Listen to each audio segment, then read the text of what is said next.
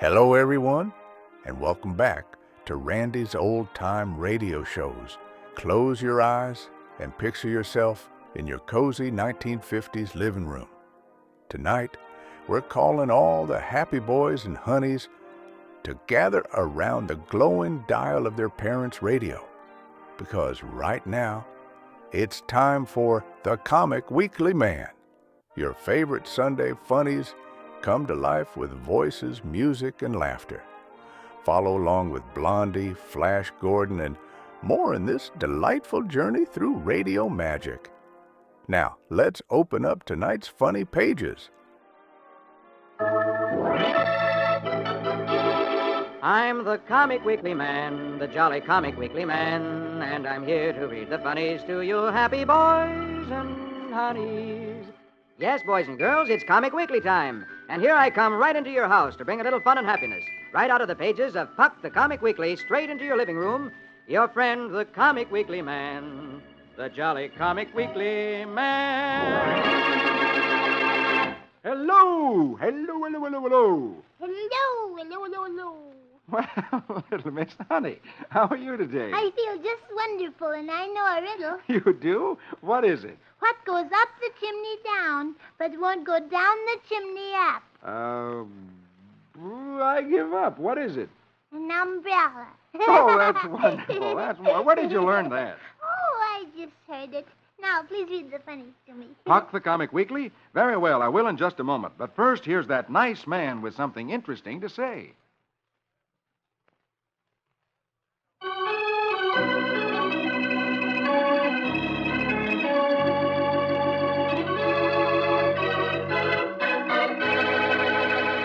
Now, here we go with Puck the Comic Weekly.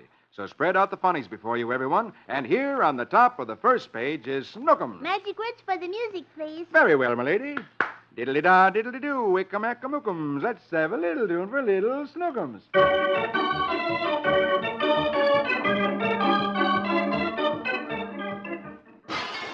Archie hears a terrible racket and dashes into the room. Finds Snookums with his hammer in his hand and a beautiful jar smashed to pieces on the floor. And Archie exclaims, "Oh, Snookums, you bad, bad boy. Don't be so destructive. A hammer is used to build things in the world. Now, I want you to remember that." Snookums looks at Archie very thoughtfully, and Archie goes on, "Now, I want you to go to your room and think over what I told you." Snookums turns around to go to his room, last picture, top row, and he cries, "No, nobody loves me anymore."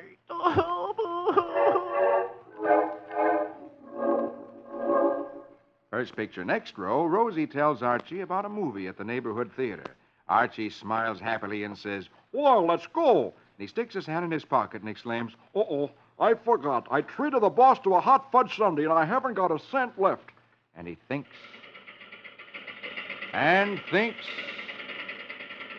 and suddenly an idea pops into his mind. And last picture, Snookums hears some hammering. He looks into the other room to see what's going on. And he finds Archie with a hammer in his hand trying to break open Snookums' piggy bank. And Snookums says, And what are you doing, Daddy? Building another world? and Archie replies, Snookums, don't be so inquisitive. Oh, that Archie. He's going to try to break open Snookums' piggy bank to get the money out. yes, I'm afraid so. Shame on him after telling Snookums not to break things, then Archie does it himself. Yes, he's not setting Snookums a very good example, is he? I should say not. Shame on him. Well, now shall we see what's happening to Flash Gordon? Oh, yes. Last week, Flash was locked in jail by Zinn. But Flash has learned that Dale is still alive. So in the middle of the night, Flash begins to make a tunnel to dig his way out of jail. Please, let's read and see whether he gets out. Very well, here we go over to page 2 of Puck the Comic Weekly with Flash Gordon. Rega-rega-doon-doon, saskimatash. Let's have music for heroic Flash.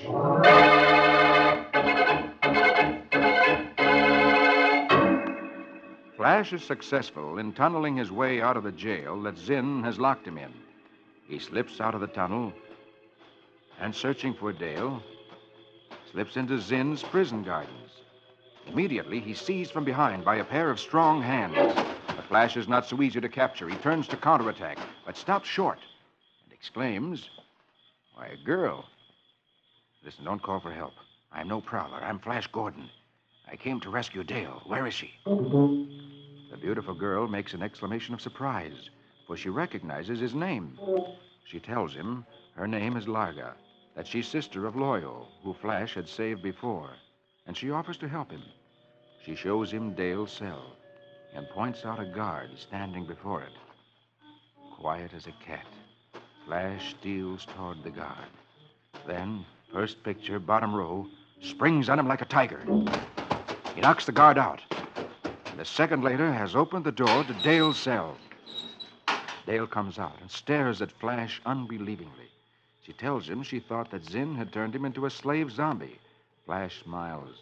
Yeah, Zinn thought so, too. Well, we'll have news for him. But first, let's get out of here. Larga suggests that they can hide with her brother, who is now a fugitive from Zane's chain gang of automatons. So last picture, Flash leads them through the tunnel, past the electron fence.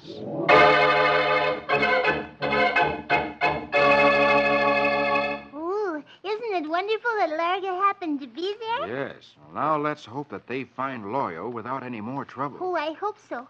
Now, please read Dick's Adventures, which is right across the page. Oh, I certainly will. Because I'm very anxious to know what's going to happen. Dick is with Paul Revere in the early days of America, and he was driving a team of horses, and I just love horses. Mm-hmm. And in the wagon, hidden under the straw, are boxes of guns and bullets that Paul Revere is delivering to the people in Lexington, a town near Boston. And a soldier stopped them, and I hope he didn't find out what is in the wagon. Well, let's see right now. So here we go with Dick's Adventures. Say the magic words with me. Rickety-pack-a-zack-a-zick. Let's have music for Adventurous Dick.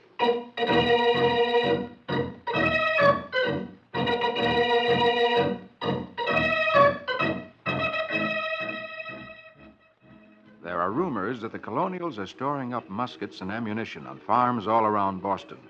A redcoat soldier, under orders to check all outgoing vehicles, stops Dick and Paul Revere on their way to Lexington. The soldier pokes around in the straw, and he finds one of the boxes under it. As he pulls it out, last picture, top row, Dick exclaims, "Leave that box alone, sir." The soldier orders, "Open it up."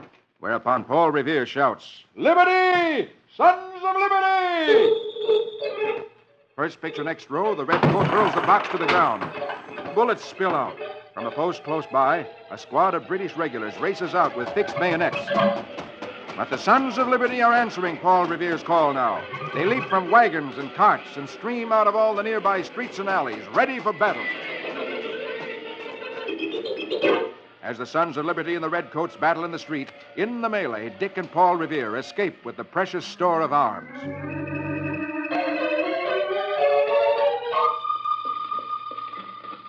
Hours later, last picture of the row, they are moving slowly along a quiet country road. Nothing disturbs them. Only now and then, a farmer stops his spring plowing to greet them and to receive a gift. As we see, first picture, bottom row. The farmer is given a box of guns and bullets. And then they're on their way as Dick calls back, "Remember, keep your powder dry." Finally, last picture, they're nearing Lexington. Paul and Dick have stopped at a farmhouse for a cool drink of water. As they're about to continue on their way, a poorly dressed man, weary of walking, begs for a lift. Dick throws a questioning glance at Paul Revere. For the man could be a spy.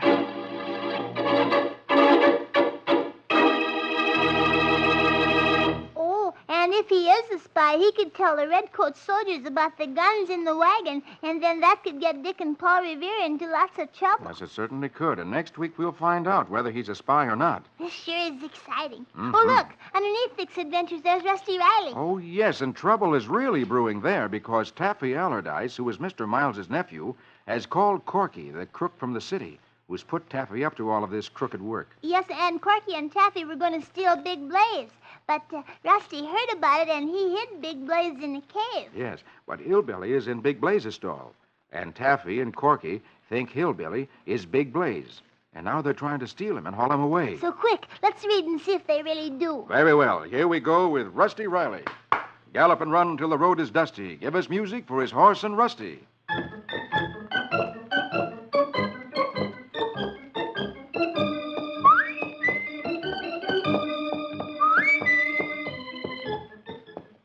Taffy is about to put Hillbilly in the van, thinking it's Big Blaze. He says to Corky, Well, here he is, but I don't like this a bit. I was willing to help make Big Blaze too sick to run, but stealing, that's different. Corky snarls. Yeah, quit whining. Get him in the van. And give me the ignition keys. At this moment, Rusty approaches and sees what's happening. He exclaims to himself, Golly, I was right. They're stealing Hillbilly, thinking he's Big Blaze. And then he calls out, Hey, that's not your horse. What are you doing with him?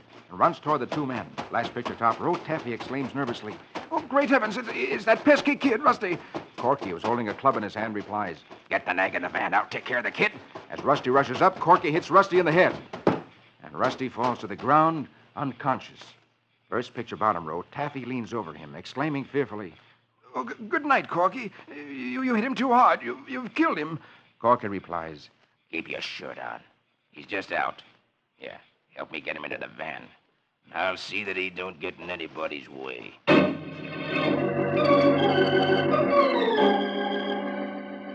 Meanwhile, in the house, the guest whose wallet was lost from his coat says to Mr. Miles, Oh, as I was saying, Quentin, my driver's license is in that wallet, and I don't like to use my car without it. Mr. Miles replies, Oh, yes, of course, Judge Adams. Well, we'll ask Rusty. He was supposed to stay in there with the men's coats and things. and then Mr. Miles calls, Rusty? Oh, Rusty? That's queer. He isn't here. And as Adams takes another look around on the floor, searching for the missing wallet, Goldie, Taffy's wife, who had taken the wallet herself and put it in Rusty's room, walks up to Mr. Miles and tells him, Oh, excuse me, Uncle Quentin. I couldn't help overhearing you. I thought you ought to know that I saw Rusty put something in his jacket up in his room. Mr. Miles exclaims, What? Rusty? Why, I can't believe it.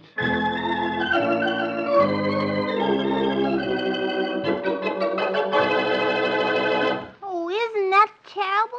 Those two mean men have hurt Rusty, and they're going to kidnap him. And that bad woman has put the wallet in Rusty's coat, and she's trying to make Mr. Miles think that Rusty stole it. Yes, and if Rusty is kidnapped, he won't be able to be there to defend himself. No, I'm so worried about all this. Well, now, don't worry too much. Maybe everything will be straightened out next week. And to take your mind off your worries, shall we read Donald Duck? Oh, I just love Donald Duck, so read him. Very well, then. Turn over the page, and here we go with Donald Duck. And say the magic words with me. Squeedum, squeedum, squiddly chicka-chack. Let's have music to pitter quack quack.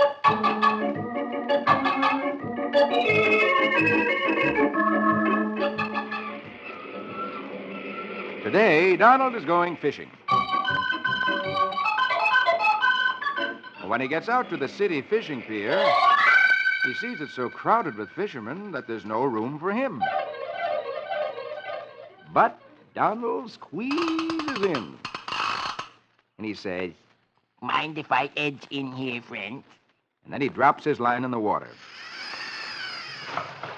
The man standing beside him, last picture, top row, frowns. Suddenly, Donald's pole begins to wiggle. First picture, next row. And he exclaims, A bite. and begins to reel in his line.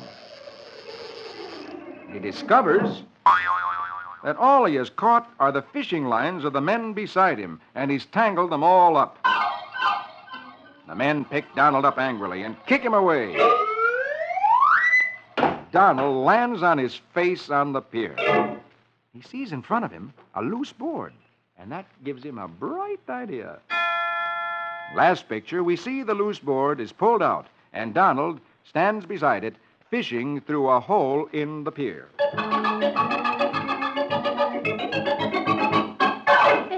That was clever of Donald. Yes, now his line won't get tangled with anyone else's. No, and I'm glad this is one time that things work themselves out all right for Donald. Well, that doesn't happen very often. No. Oh, look underneath, Donald. Roy Rogers, my favorite cowboy. Yes, and Roy is starting a new adventure today, and we'll find out what it is in just a minute. But first, here's that nice man with something interesting to say.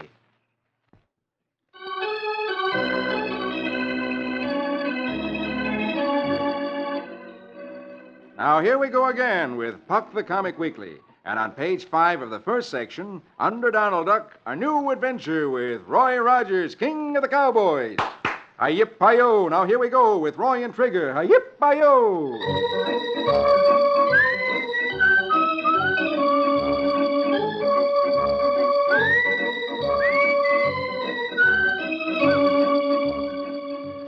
Roy has been called to the Flying Horn Ranch by his friend, Bill Langley.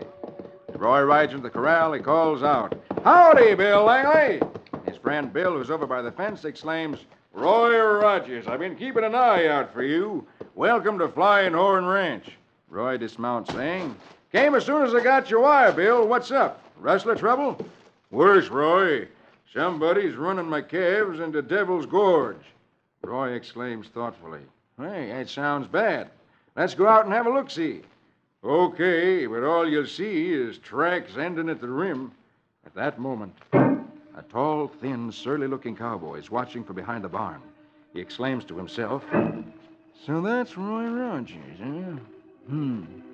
He walks to his horse, climbs into the saddle, last picture top row, and gallops off, saying, "If I can beat him to the gorge, I'll fix up a real welcome for Roy Rogers." First picture, bottom row, the cowboy, whose name is Legs, is reporting to an unseen man hidden behind a tree. First picture, next row. "Rogers and the boss are heading for the gorge now. It's up to you to take care of that snooping cowboy." And the man replies, "Don't worry, Legs. I'll handle it quietly."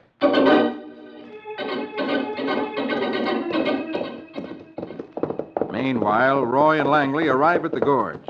As they rein in, Langley points out the gorge below them, which is like a long valley with steep sides. Langley says, "The gorge is 10 miles long, Roy. The rustlers jump the calves off at a different spot each time." Roy replies, "Seems funny, running calves into the gorge for no reason. Phew, that looks like a mile down there." Suddenly, there's a... Roy looks at the tree behind him and exclaims, "An arrow. Sure glad it's sticking in the tree instead of me. Hey, what's going on here anyway, Bill?" Suddenly, last picture, a figure on the rock above them calls, "Ho, varlet! Who invades my domain?" Roy looks up to see a man dressed like a frontiersman with a leather jacket and wearing a hat with a feather in it and carrying a bow and arrows. And Bill Langley exclaims, "Robin Wood."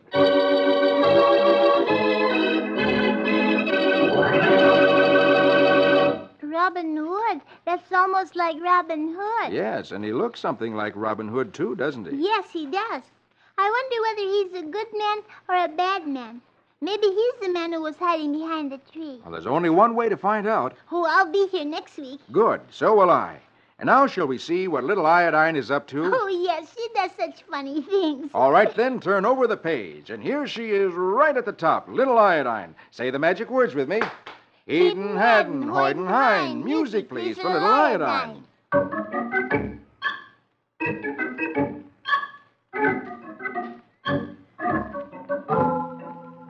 Little Iodine's father decides he doesn't want to go to work, that he'd rather go to the ball game. So he calls his boss and pretends he has a terrible cold and says, "Oh, hello, boss. I won't be in today. I'm sick." And his boss replies, Okay, Henry. I hope you feel better. Henry hangs up the phone and says cheerfully, "Well, he owes me some time off, but you got to play sick to get it.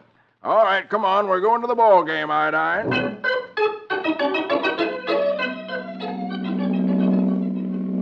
As Henry and Iodine drive toward the ballpark, little Iodine says, You don't think your boss will come to our house to visit you, do you, Pop? This makes Henry a little bit nervous, and he says peevishly, "Why, of course not. Why should he?" A few seconds later, Iodine says, Maybe you ought to go by back streets in case your boss is out riding. Henry looks twice as nervous and exclaims, "What? Oh, yes, maybe you're right." So he goes by the back streets.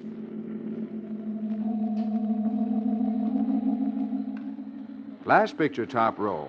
As they arrive at the ballpark and go to buy their tickets, Iodine tells her father, Better not sit near the television cameras. Somebody might see you and tell Mr. Big Dome. Henry looks about 5 times more nervous and replies, Oh, yeah. I'll get bleacher seats. First picture, bottom row. As they watch the ball game, Iodine suddenly tugs at her dad's coat and says, Do you have a funny feeling that somebody's looking at you, Daddy? Henry, looking about 7 times more nervous, replies, Huh? Don't be silly. a few seconds later, Iodine asks her father. Does your boss ever go to ball games, Pop? Henry looks about 8 times more nervous. He mops his brow and exclaims, Quit harping on me, will you? I'm not afraid of Big Dome. whereupon Iodine suddenly jumps up and says, Look who's here. Hello, Mr. Big Dome. and Henry becomes about 10 times more nervous and looks 6 different ways at once. And he nearly faints. And he's so scared he jumps up and grabs Iodine by the hand, saying, Come on, you. and heads for the car and home as Iodine exclaims, It wasn't him. It just looked like him. Last picture, they're back home again. And Iodine has just had a spanking. And she cries. And Henry is in bed and is saying into the phone, Oh, hello, boss. I just thought I'd call you again to tell you I really am sick. Oh, poor Henry. He knew he shouldn't have stayed home from work, and that's why he was so nervous. yes, and everything that Iodine said to him made him more nervous until finally he nearly had a nervous breakdown. What's that? Well, that's when you become so sick that you break down like a car and you can't do anything but go to bed. Oh, well, he certainly looks sick. I should say so. Oh, now is the time for that other funny? Do you mean? Yes, how did you guess it was Blondie? Oh, I just knew. And here they are on the first page of the second section of Puck the Comic Weekly. And we'll read them right away. Dagwood and Blondie. Ramafoo, Ramafum, Zim Zam Zombie. Conjure me music for Dagwood and Blondie.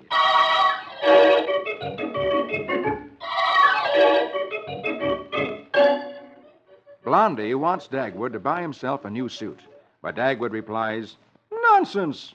And he takes an old suit out of the closet, saying, This old suit of mine hanging in the closet can be fixed up like new. So he goes to work on it with a brush. Last picture, top row, Dagwood has hung the suit on the clothesline in the backyard. And he says, A nice brushing and a good airing is all it needs. And then he goes back in the house to shave.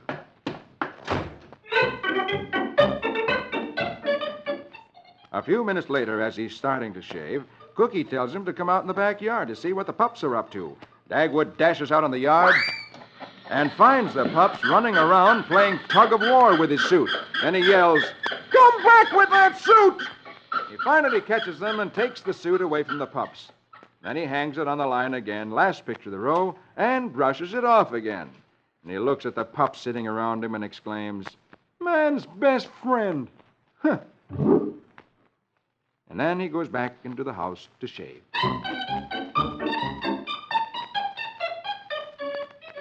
First picture, next row, the Woodleys, Dagwood's neighbors, are looking at their garden. Unlike Mary, quite contraries, theirs doesn't seem to grow.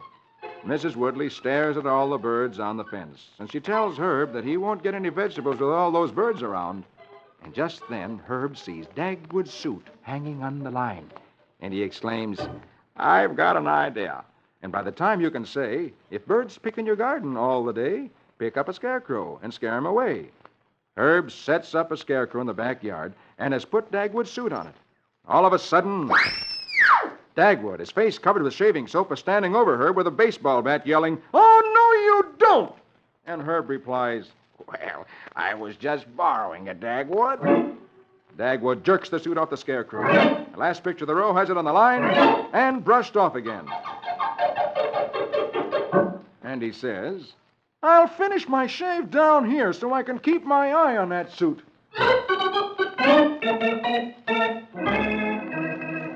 But it's such a nice warm day that Dagwood falls asleep on the back porch while he's shaving. And first picture, last row, the sun shines on the mirror he has set up. And the mirror reflects the sun right onto Dagwood's suit. And Dagwood sleeps on and on. A little later, Dagwood is suddenly awakened by Blondie. and he sees his suit hanging on the line in flames. And as he watches it, he sees the suit he's been trying to save burning up before his eyes. And last picture, Dagwood's in a store, trying on a suit. And even though the suit is too big for him and looks awful, Dagwood, who didn't want to buy a new suit, says, "I'll take it." A Blondie, who sits nearby, tells him that he's not taking the first one. And so we leave Dagwood in the store, where he'll no doubt be trying on one suit after another until he finds one that Blondie likes, which is why Dagwood always says, Husbands are a sorry lot.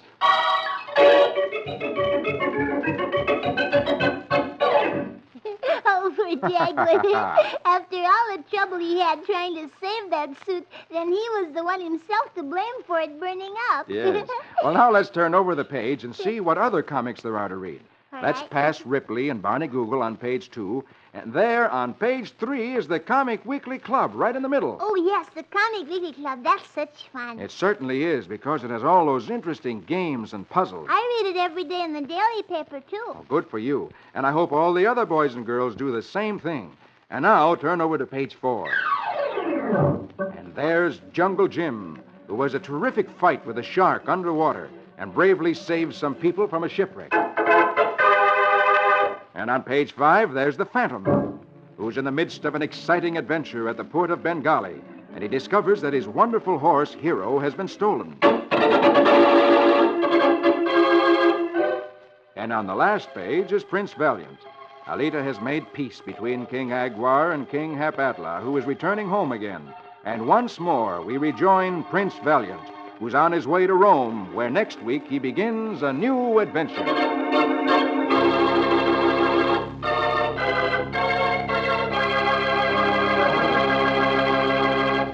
Now, that's all the time I have. But before I go, here's that nice man with something interesting to say.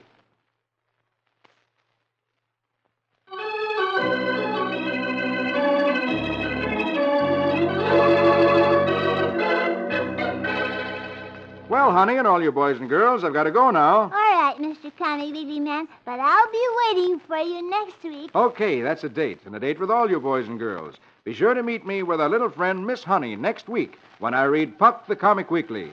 For I'm the Comic Weekly Man, the jolly Comic Weekly Man. I'll be back to read the funnies to you happy boys and honeys. Don't forget, boys and girls, see you all next week. Your friend, the Comic Weekly Man, the jolly Comic Weekly Man.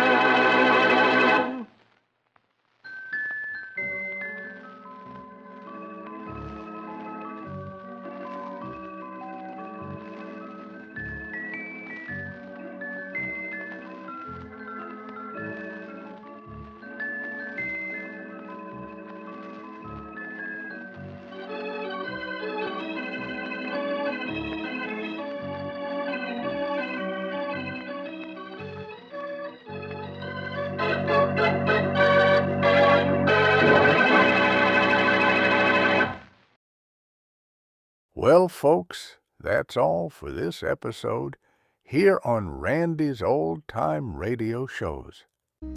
Now, bringing these golden oldies back to life takes no small amount of time and effort from our good friend Randy, cleaning up the audio, converting the files, and making sure each show has the best audio possible.